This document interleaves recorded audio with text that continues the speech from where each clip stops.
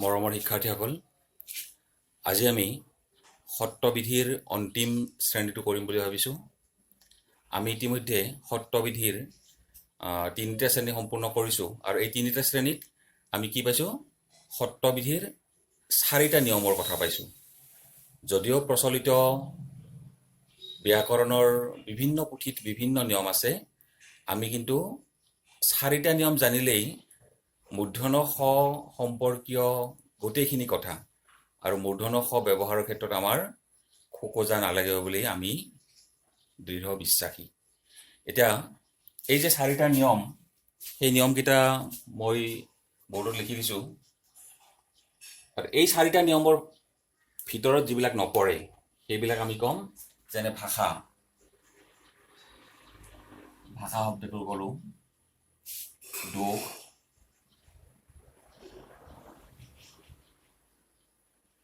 কোষ,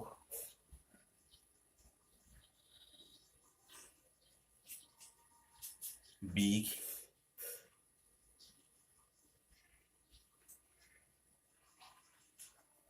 মহিষ,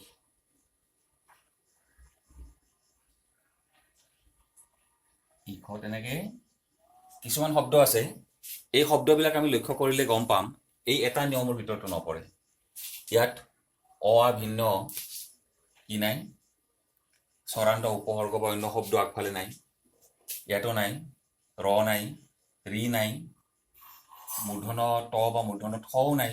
গতিকে এই 4টা নিয়মৰ ভিতৰত যিবিলাক শব্দ নপৰে আমি চাম।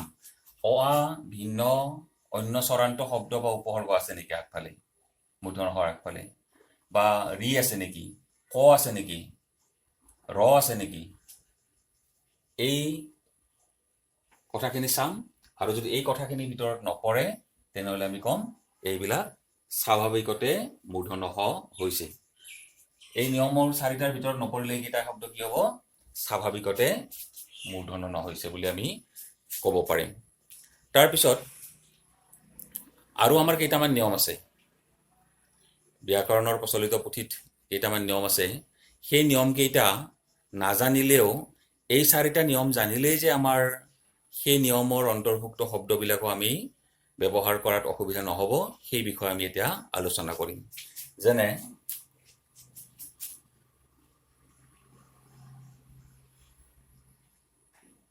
ভূমি যোগস্থ,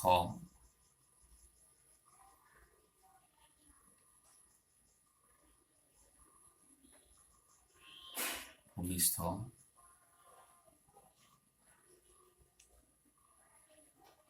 অংগু যোগস্থ,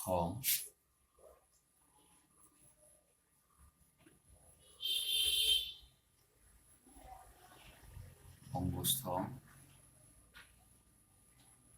গো যোগস্থ,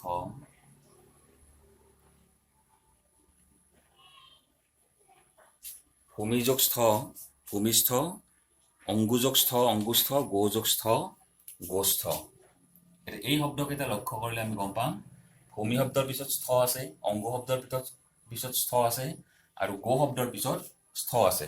আমাৰ প্ৰচলিত ব্যাকৰণৰ এটা নিয়ম আছে যে ভূমি, অংগু আৰু গো শব্দৰ পিছত যদি স্থ থাকে তেতিয়াহ'লে সেই স্থ শব্দৰ দন্ত্য হ সদায় মূৰ্ধন্য ষ হয়। এইটো এটা আমাৰ নিয়ম। কিন্তু আমি যদি সেই নিয়মটো নাজানো, এই শব্দবিলাক আমি প্ৰথম নিয়মটোৰ অন্তৰ্ভুক্ত কৰিব পাৰিম। এটা ভূমি অ আ ভিন্ন স্বৰান্ত শব্দ, ই কাৰান্ত, ইটো উ কাৰান্ত, ইটো অ কাৰান্ত। অ আৰু আৰ বাহিৰে অন্য স্বৰান্ত শব্দ আছে, গতিকে তাৰ পিছত কি হ'ব? স্থটো সদায় মূৰ্ধন্য ষ হ'ব। আমি কি কৰিব পাৰিম? 1 নম্বৰ সূত্ৰ ব্যৱহাৰ কৰিলেও হ'ব। আমাক যদি কোনোবাই সোধে যে ভূমিস্থ শব্দটোত কিহৰ কাৰণে মূৰ্ধন্য ষ হৈছে, আমি যদি কওঁ যে অ আ ভিন্ন স্বৰান্ত শব্দৰ পিছত থকা দন্ত্য হবোৰ সদায় মূৰ্ধন্য ষ হয়, তেতিয়াও আমাৰ শুদ্ধ হ'ব। নাইবা আমি যদি প্ৰচলিত ব্যাকৰণৰ নিয়মটোও কওঁ যে গো, ভূমি আৰু অংগু শব্দৰ পিছত থকা স্থ শব্দ কি হ'ব? স্থ শব্দৰ দন্ত্য হ সদায় মূৰ্ধন্য ষ হ'ব। দুটাই শুদ্ধ, কিন্তু আমি পিছৰ যিটো কিতাপত থকা নিয়ম সেইটো নাজানিলেও আমাৰ বিশেষ অসুবিধা নহয়। কাৰণ আমি বিভিন্ন ব্যাকৰণৰ বহুত সূত্ৰ আয়ত্ত কৰাত আমাৰ কিছু অসুবিধা আহে। গতিকে আমি এই 4টা সূত্ৰ যদি আয়ত্ত কৰিব পাৰোঁ, যিকোনো শব্দকে আমি এই 4টা সূত্ৰৰ অন্তৰ্ভুক্ত কৰিব পাৰিম। আৰু এই 4টা শব্দ সূত্ৰৰ অন্তৰ্ভুক্ত যদি নহয়, তেতিয়াহ'লে সেই শব্দবিলাকক আমি ক'ম স্বাভাৱিকতে মূৰ্ধন্য হ হৈছে। তাৰপিছত আৰু এটা সূত্ৰৰ বিষয়ে আমি এতিয়া ক'ম। এইটো এটা সূত্ৰ পালোঁ, এইটো সূত্ৰৰ নাজানিলেও কি হ'ব, 1 নম্বৰ সূত্ৰতে এই কথাখিনি আমি ব্যৱহাৰ কৰিব পাৰিম। তাৰপিছত আৰু এটা সূত্ৰ আহোঁ, ব্যাকৰণত প্ৰচলিত ব্যাকৰণত থকা সূত্ৰ,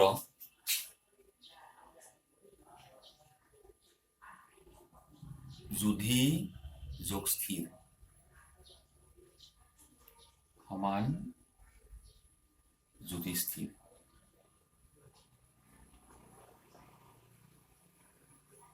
যুধি যোগ স্থিৰ সমান যুধিস্থিৰ। আমাৰ প্ৰচলিত ব্যাকৰণৰ সূত্ৰটো কি? ব্যাকৰণত থকা প্ৰচলিত সূত্ৰটো কি? যে যুধি শব্দৰ পিছত থকা স্থিৰ শব্দৰ দন্ত্য স সদায় মূৰ্ধন্য স হয়। সেইটো আমাৰ ব্যাকৰণত থকা এটা সূত্ৰ। কিন্তু আমি যদি সেই সূত্ৰটো আমাৰ মনত নাথাকে বা সেই সূত্ৰটো যদি আমি নাজানো, তথাপি আমি আমাৰ 1 নম্বৰ সূত্ৰ ব্যৱহাৰ কৰিয়ে আমি এই কথাখিনি ক'ব পাৰিম। 1 নম্বৰ সূত্ৰটো কি আছিল? অ আৰু আৰ বাহিৰে অন্য চূড়ান্ত শব্দ। ইয়াত যুধি আছে, ই আছে, ই আছে, গতিকে অন্য চূড়ান্ত অ আৰু আ নাই, ই আছে। তাৰপিছত সদায় কি হ'ব? দন্ত্য হটো মূৰ্ধন্য হ'ব। একেবাৰে সহজ কথা।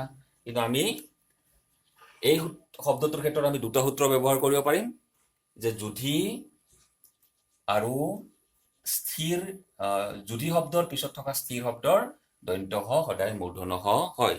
কিন্তু এটা শব্দৰ কাৰণে এটা সূত্ৰ মুখস্থ ৰখাৰ আচলতে কোনো দৰকাৰ নাই। ৰাখিব পাৰিলেতো ভাল, কিন্তু দৰকাৰ আচলতে নাই। কিহৰ কাৰণে? যিহেতু আমাৰ এই যুধিস্থিৰ শব্দটো প্ৰথম সূত্ৰৰে আমি অন্তৰ্ভুক্ত কৰি ল'ব পাৰিম। তাৰপিছত আৰু 2টামান শব্দৰ কথা আহোঁ, কিতাপত থকা সূত্ৰৰ শব্দ।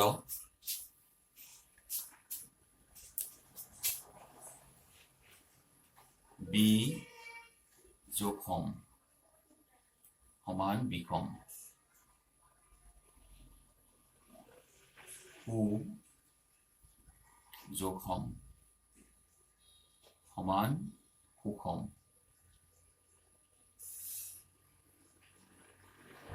সুযোগ সমান সুষম। এতিয়া এই বিষম আৰু সুষম শব্দৰ কাৰণেও এটা বেলেগ নিয়ম কিছুমান ব্যাকৰণৰ পুথিত সৃষ্টি কৰা হৈছে। সেই নিয়মটো কি? যে বি আৰু সম উপসৰ্গৰ বি আৰু সু উপসৰ্গৰ পিছত থকা সম শব্দৰ দন্ত্য স সদায় মূৰ্ধন্য স হয়।